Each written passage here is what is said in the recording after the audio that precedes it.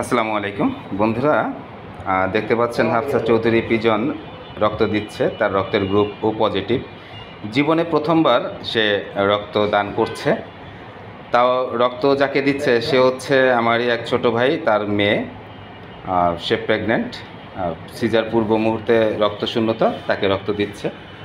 আমার আজকে সবচেয়ে গর্ব লাগতেছে এটাই যে আমার মেয়েকে দিয়ে রক্ত দেওয়াচ্ছি জীবনের প্রথমবার। সবাই দোয়া করবেন যেন আল্লাহ তাআলা তার এই রক্তদান কবুল করে এবং তাকে সুস্থ রাখে। যতদিন বেঁচে থাকবে ততদিন যেন স্বেচ্ছায় মুমূর্ষু রোগীকে রক্ত এভাবে দান করতে পারে। খারাপ লাগতেছে একজন?